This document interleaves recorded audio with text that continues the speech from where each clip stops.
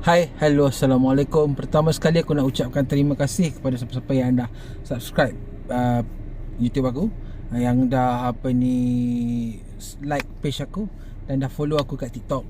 Okey, untuk hari ni kita akan bercakap pasal sebuah filem yang agak ngeri. Filem ni aku tonton dekat Roku. Roku ni kena pakai VPN lah. Okey, tajuk ni ialah The Farm. Okey, filem tahun 2018. Pada aku filem ni memang agak-agak ngeri. So sesuai lah aku nak suggest hanya untuk siapa-siapa yang memang pernah tengok filem macam The Serbian movie yang kena ban tu, Human Centipede, lepas tu filem-filem faham lah sendiri filem tu macam mana kan. Aku tak mau bagi tahu lah, hampa semua dah besar kan. Okey, kita akan cakap pasal filem The Farm. Tapi sebelum tu, intro dulu.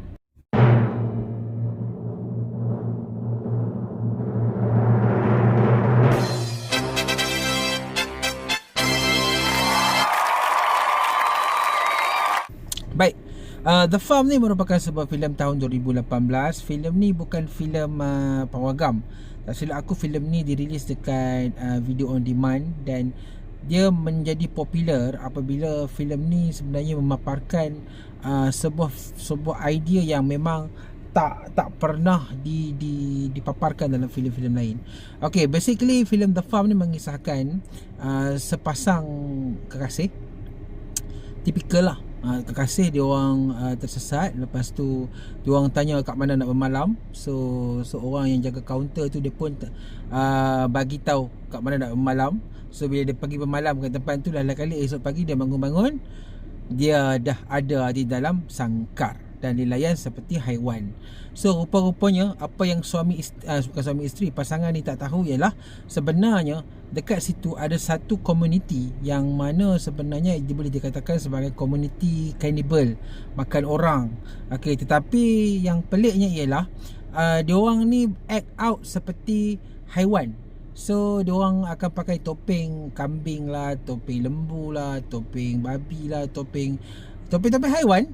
Okey, dan act out seolah-olah dia orang sedang menternak manusia. So dia macam, cerita dia macam haiwan yang menternak manusia. Dia nak cerita macam what if kalau katakan haiwan ni boleh hidup seperti kita, ada akal, ada kepandaian untuk memasak dan semua, dan kita manusia ni dijadikan sebagai haiwan peliharaan. So macam itulah cerita dia. So basically filem ni sebenarnya nak paparkan tentang survival, watak-watak dalam filem tu lah. Tapi pada aku filem ni boleh dikatakan agak worst. Aku expect filem ni okay sebab idea dia tu cantik. Boleh dikatakan kalau siapa yang suka tonton filem-filem brutal, filem-filem yang ganas macam ni, idea tu dah memang bagus.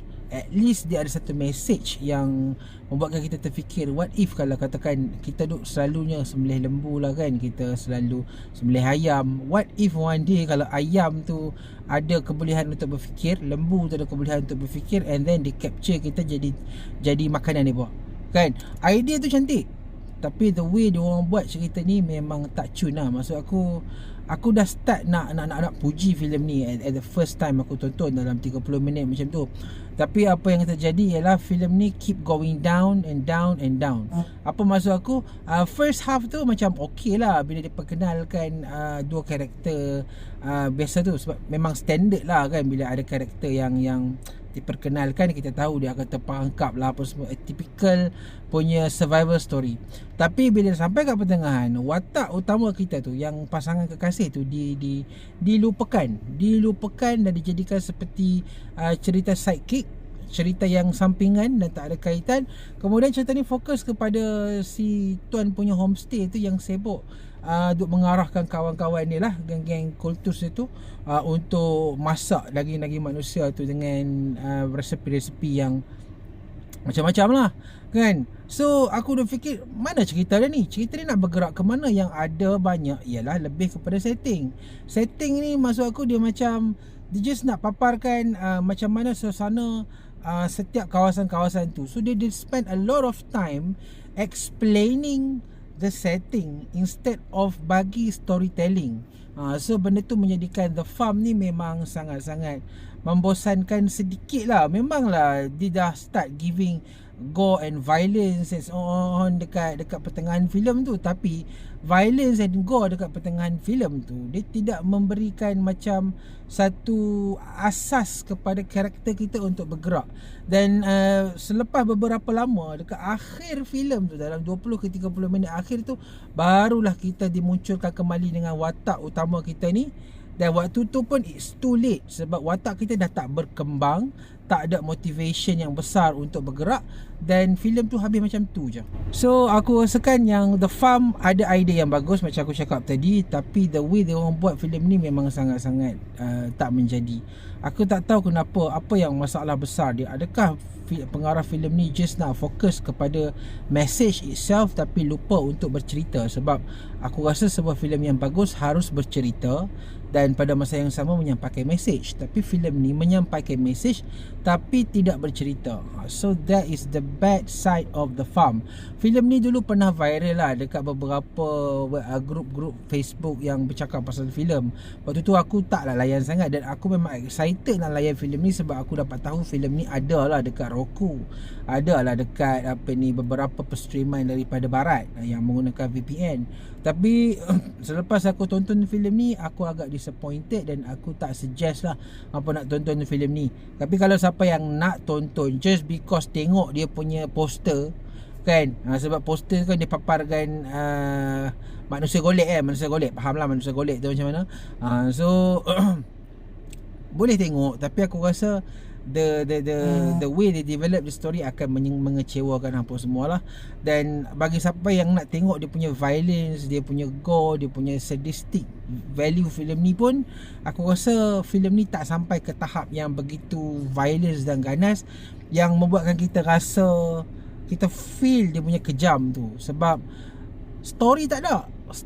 Dia sibuk tanam seed, planting the seed, but the tree dia tak grow dengan cantik.